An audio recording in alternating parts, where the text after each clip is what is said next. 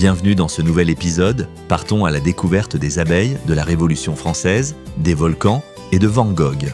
On vous propose ensuite un petit quiz et pour terminer, un conte animé par Ideas Graphisme.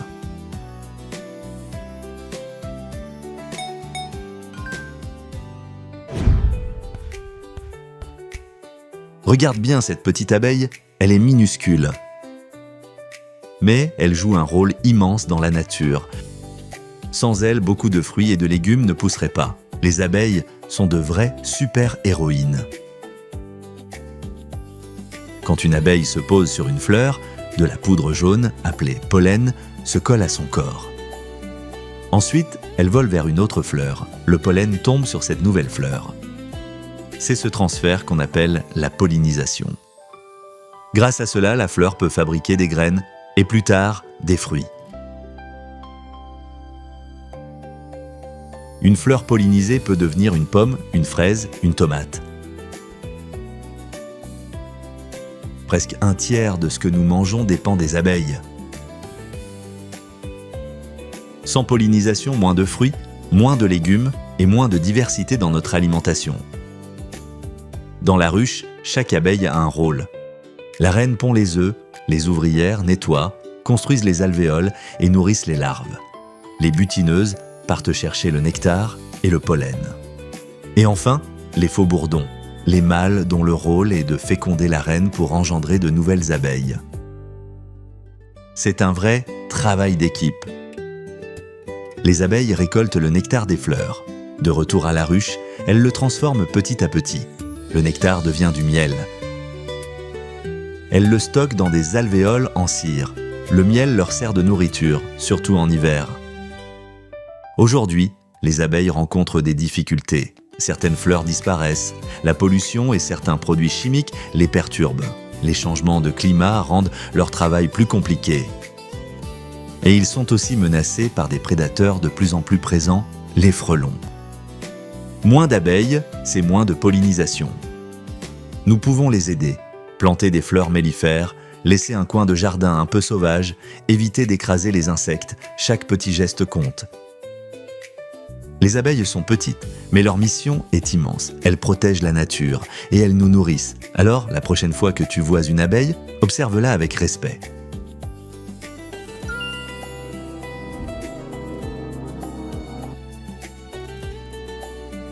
Imagine un pays où un seul homme décide de tout. Et si le peuple disait « Stop » ? En 1789, la France est dirigée par le roi Louis XVI. Il a presque tous les pouvoirs. Le peuple paie des impôts très lourds, mais il ne participe pas aux décisions. La colère grandit. Le 14 juillet 1789, les Parisiens attaquent la prison de la Bastille. Cette prison symbolise le pouvoir du roi. Ce jour-là, tout bascule. La Révolution commence. Quelques semaines plus tard, un texte historique est écrit. La Déclaration des droits de l'homme et du citoyen, elle affirme que tous les hommes naissent libres et égaux en droit. C'est une idée révolutionnaire. La Révolution change tout. Le roi est arrêté, la monarchie disparaît, la France devient une république. Aujourd'hui encore, nous vivons avec les idées de 1789. Nous avons des droits, nous élisons nos représentants, et le 14 juillet est devenu notre fête nationale. La Révolution française a changé l'histoire, et elle continue d'influencer notre vie.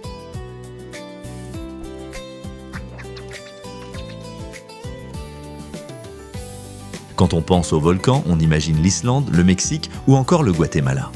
Mais savais-tu que la France possède plus de 80 volcans ?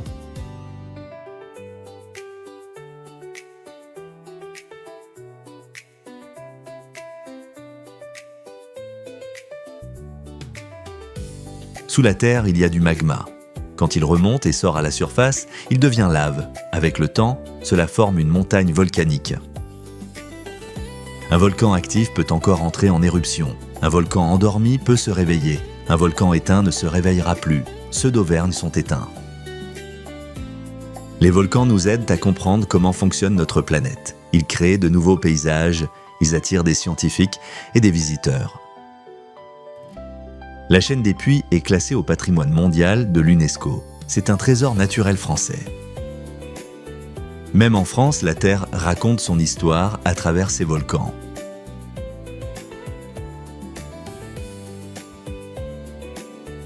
Voici l'un des tableaux les plus célèbres au monde, il s'appelle « La nuit étoilée ». Il a été peint en 1889 par Vincent van Gogh. Vincent van Gogh est un peintre né en 1853 aux Pays-Bas. Il aimait peindre la nature, les paysages et les émotions. Il a créé plus de 2000 œuvres. Pourtant, de son vivant, il n'était pas célèbre. Aujourd'hui, il est considéré comme l'un des plus grands artistes de l'histoire. Van Gogh avait un style bien à lui. Des couleurs vives, des coups de pinceau visibles, des formes qui semblent bouger. Parmi ses œuvres célèbres, on trouve les tournesols, la chambre à Arles, les iris. Son art exprime les émotions plus que la réalité.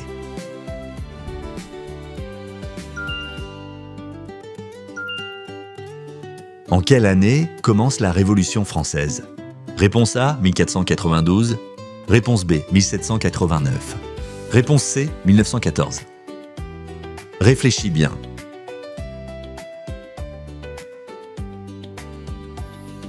C'était la réponse B, en 1789. Vrai ou faux, la Bastille était une prison avant la Révolution française?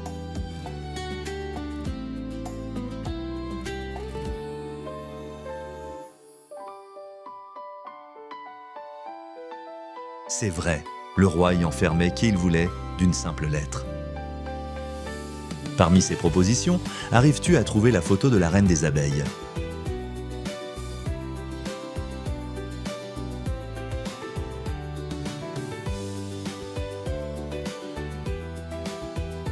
Il s'agissait de l'image B.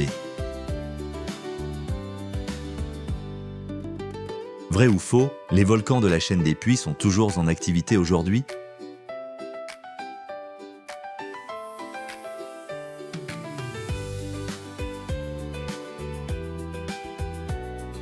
La réponse était faux, tous ces volcans sont maintenant éteints. Je vous propose maintenant une petite nouveauté, une histoire contée et animée. Voici Anansi et la sagesse du monde, un conte venu d'Afrique. Au commencement, le monde n'était ni ignorant ni savant. Il respirait, il avançait, mais il ne comprenait pas. Les êtres vivaient, sans vraiment savoir pourquoi. Là-haut, au-delà des nuages, vivait Niam, le gardien des choses invisibles. Il possédait la sagesse du monde, et pour la protéger, il l'avait enfermée dans une seule jarre. En bas, sur la terre chaude, vivait Anansi, l'araignée. Petite, vive, toujours attentive, rien n'échappait à ses yeux. Un jour, Anansi entendit parler de la jarre, de tout ce qu'elle contenait. Et Anansi pensa, si la sagesse est à moi, alors le monde devra m'écouter. Alors Anansi grimpa, il grimpa encore, et encore. Toujours plus haut, certain que la ruse suffisait à tout. Niam observa Anansi, il ne parla pas. Il sourit, et il lui donna la jarre. Mais la jarre était lourde, trop lourde. Anansi la porta devant lui. Puis sur son dos, puis sur sa tête. Rien ne fonctionnait. En bas, son fils observait. Il parla doucement. « Père, et si tu attachais la jarre derrière toi ?» Sa fierté céda. Il lâcha la jarre. Elle tomba et se brisa au sol. Anansi comprit. Toute la sagesse du monde était dans ses pattes. Et pourtant, la seule parole juste venait d'en bas. En se brisant, la sagesse se répandit, dans la terre, dans l'eau, dans l'air. Depuis ce jour, personne ne possède toute la sagesse, mais chacun en porte une part. Même Anansi apprit ceci, la ruse, sans écoute, ne mène nulle part.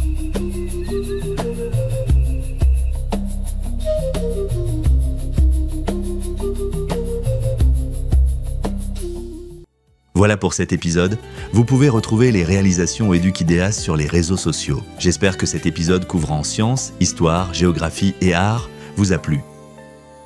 Faites part de vos commentaires directement ou par l'intermédiaire de vos parents. Si vous voulez des épisodes plus approfondis sur un thème particulier ou si vous voulez que l'on parle d'un sujet du programme scolaire, n'hésitez pas à nous le faire savoir.